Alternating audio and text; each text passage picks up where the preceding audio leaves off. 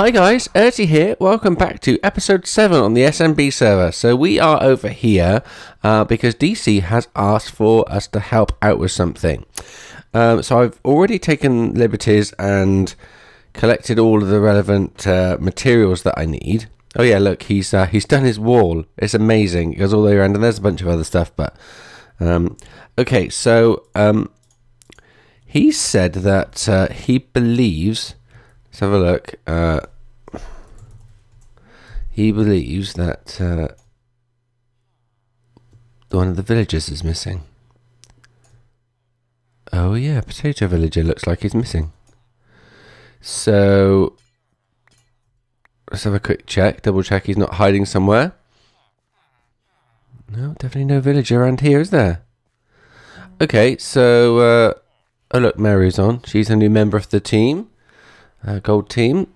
So I have brought along some necessary supplies, and up here on the top something quite interesting we can have a look at.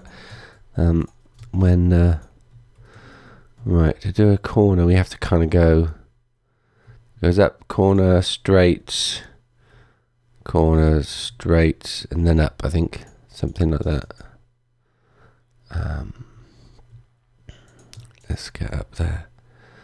So he may just be able to make out what's up there. Let's just get up.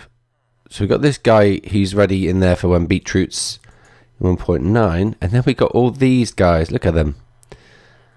So whenever I got a farmer, I would send them up and store them up here. So we got loads of farmers now, all in little cells, all ready to go. So I'm going to take one of these guys, this guy probably in the corner here, and take that down to that farm. So let's just get this railed up. Need to do this quickly because I don't want to be doing this when it gets dark. Oops. Right, and up here. Oh, hello. There we go. Okay, perfect. Right. Oh, yeah, note blocks. Cute. Right. And last bit of rail in there. And we should be able to get this guy out. Oh, look, he's in a block. Right. Come on. You. Meow. Down you go. Okay. So I should be able to get the minecart. That's it. And break this. Put the glass back. Right, do some farming then. Have you not seen all the carrots? Ah, there you go. So you're Spud 2, Spud Mark 2. So that's the first thing that DC asked us to take a look at. Solved really quickly, in fact. I thought it was going to be much more perilous than that. Okay. Better just tidy this little collection of guys up. I should be really careful with this pick because it's efficiency 1,000,000. Okay, let's put a couple of blocks there, and that'll do. Just superfluous now, so we can chuck one there. There we go. Okay, so we got rid of that. We've got that guy sorted. The guy at the bottom's okay, so we've not got to worry about that. Let's get rid of these spare blocks. And we should. He's harvesting crops already. Brilliant. Oh, one too far. Okay, so the other thing that DC asked us to take a look at was the storage system. Now, I'll get you over there. Let's go over the storage system, and I'll bring you back when we're in the right place. Okay, so we're in the right area. Now, look at this. Look at the melon silo. Wow. Okay, we're going to have a problem with the melon silo at some point. Probably going to need to figure that out. Potatoes obviously is low because the potato villager disappeared. But yeah, melons, wow. I mean, obviously these can be crafted down into melon blocks, which are much smaller. So, you know, that's much less things. So 1, 2, 3, 4, 5, 6, 7, 8, 9. So that's one dot full of melon blocks there. So yeah, he's got an issue, and you can probably hear that clicking. When I came online, just glitched through there, didn't I? When I came online, there was a huge backup of stuff once again. The problem with that is that it causes DC some headaches, because he likes to just chuck his stuff into the storage system and be gone. And these hoppers were... Oh, look, I've got no armor on. Let me put my armor on. Oh, hello. These hoppers were all full. They're now obviously empty because I set this up before I came on to record, but even the bottom dropper was entirely full. Now, this system can cope with that, but for whatever reason, when it was unloaded, it wasn't reloaded properly, and yeah, it bugs in Minecraft, maybe, I don't know. But yes, this clock wasn't working. So that's annoying. Very annoying. So what can we do about that, I wonder? Now, I've got an idea. The problem tends to happen around here. So as you know, DC's base is really big. I mean, he's got a massive base. And when you come to one side of it, it will unload the storage system. So when you're over by the melons and pumpkins farm and that side of the base, this side of the base gets unloaded. And what happens is in this tunnel, all the items stack up. And they stack up in the edge of the unloaded chunks. So let's say that, let's just for argument's sake, let's say that this is the edge of a chunk. So the items will come whizzing down here in loaded chunks. They'll hit this edge of the loaded chunks, and they'll go into an unloaded chunk, and they will stay there in this spot, just there, in unloaded chunks. They'll never despawn, just stay there. As soon as that chunk is loaded, all of the items that are there, which could be multiple passes of the melon and pumpkin farms, multiple stacks of carrots and potatoes, will all materialize here, and in one big glob of stuff will shoot down here and attack the storage system here. Now the problem is these sorters can only cope with just under a stack. They each have I think they each have 5 items in. So yeah, so they can cope with just under a stack. 59 items can come through and be swallowed up. So yeah, if too many items come through at once, then they go past here. Some of them come out, and the rest of them go down there, and into the storage dropper elevator thingy that then causes the bulk, not the bulk storage, the sorted storage system to click away, and there's lots of lag and frame rate issues and stuff. So what we need to do is find some way of keeping the items in here so that they can go around a few times, so they can be captured, and then and only then send them off into the storage system. So I need to come up with a redstone contraption that will do that, because I think that's a good way of sorting it. So I guess probably I'm going to go away now, and I'm going to have a play on a creative world and see what I come up with, and I will bring you back probably on that creative world. See you in a sec, guys. Right, welcome back, guys. So after a few hours of toying around with a few ideas, I've come up with this. So ignore some of this, gubbins. This line here and this is just a clock so that we can get items shooting through. But the idea is the items come down here, they circle around multiple times, and then at some point this block here is retracted and they drop down into the stream and go on to whatever the next... catching fire. Go on to whatever the next bit is, which in this case is lava, so that they don't stack up and cause lots of lag. But in the in DC space, that would obviously be the storage system, the sorted storage system. Now this version is quite compact, but it uses a bunch of pistons, so is noisy. And then there's this version over here, which is entirely silent, uses a few more comparators and repeaters and stuff. Is a bit bulkier. I've put some furnaces on top of the hoppers, so that makes it look a bit bigger than it actually needs to be. But yeah, so this system is completely silent, whereas this one is noisy. Well, completely silent. I say there's still this piston here, has to be there, and there's still a piston over here. And I'll show you quickly how it works. So let's just cause one item to get popped out. What that will do is that will extend this piston. So now these items are just going to pop out. This is as if the system is loading loads of items or whatever. Anyway, the items scoot around here multiple times, as you can see. This redstone dust is flying past, and each time it comes round, it causes this pulse lengthener to extend. But at the same time, down here, this is counting. And when this counts down, gets to 0, it will retract that, and now that redstone item will drop into the lava. It will stay open for long enough for an item to do a full circuit round, then it will close that back up, and then this will open back up as well. Come on. So you can see here we've got quite a few stacks of items, so in theory these items would all get picked up on their way around. But obviously it was noisy, there were pistons going off and all sorts of things. So I will come and turn this one off. Let's just turn that off. And come over and look at this one. This one does exactly the same thing. It's a bit more complicated because it obviously needs to be silent. And we've got this overriding wire. So what happens, same thing as before, pressure plate causes this pulse lengthener to kick off.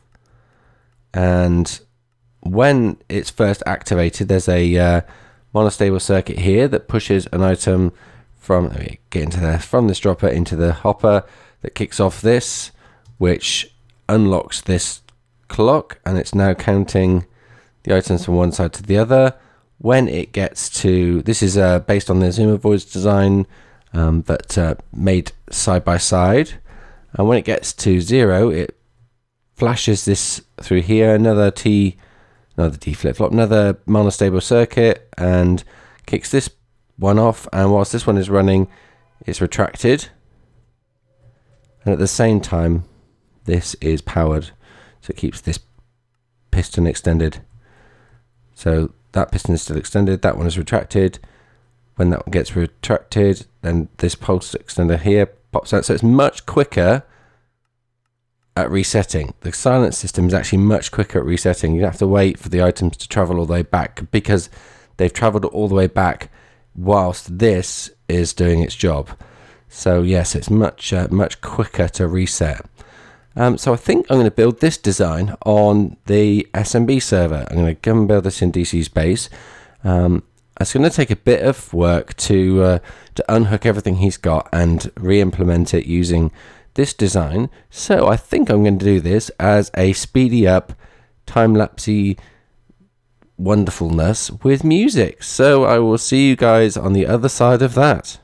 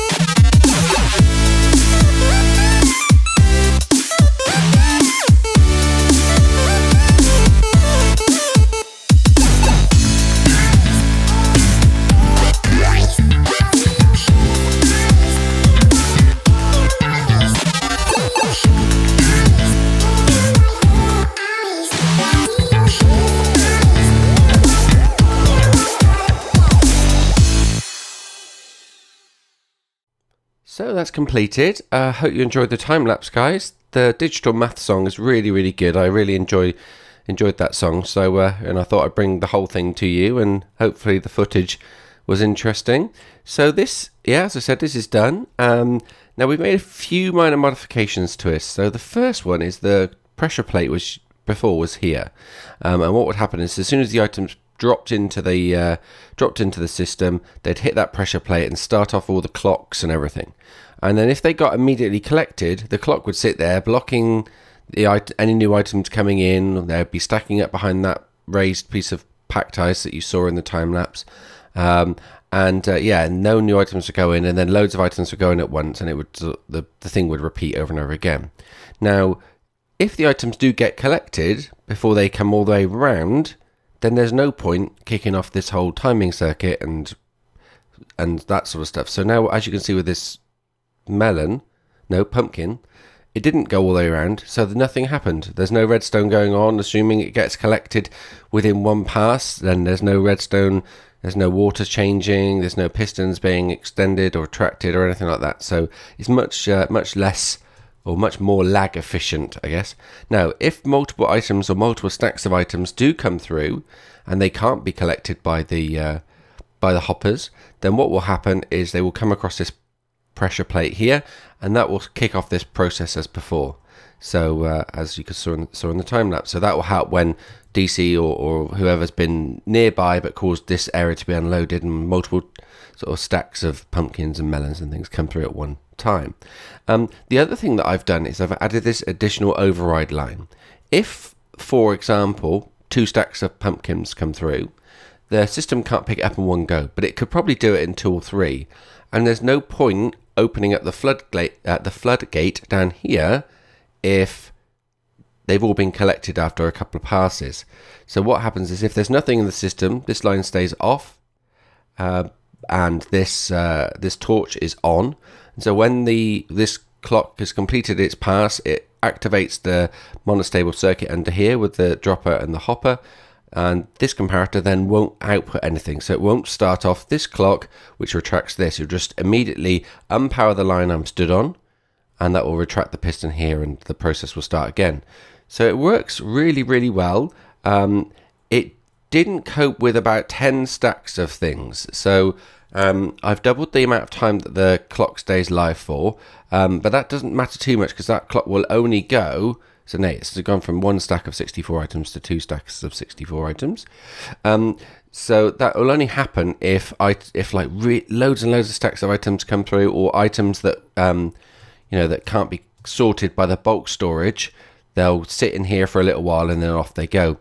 I could make some modifications to check the condition of each of the torches coming off each of the sorters, and if all of them are on, then we know that anything in the system isn't sortable and we should just let it go through. But that's an optimization that I don't think we need to make just now, so we'll probably leave that for a little while.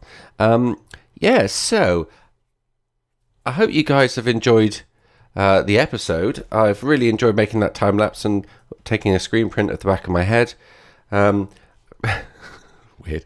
Oh, that was a bit close, isn't it? Hello. I can almost see through my visor. Oh, into my head. Right. Better not do that. There's my armor back. Yeah. So I hope you guys have enjoyed the episode, and hope you've enjoyed me doing a bit of redstone. If you did like the episode, please click on the like button, and if you haven't yet, please click on subscribe. There'll be more stuff like this and more of my Let's Play. Oh, hello. More of my Let's Play and stuff like that in the near future. Thanks, guys. Bye.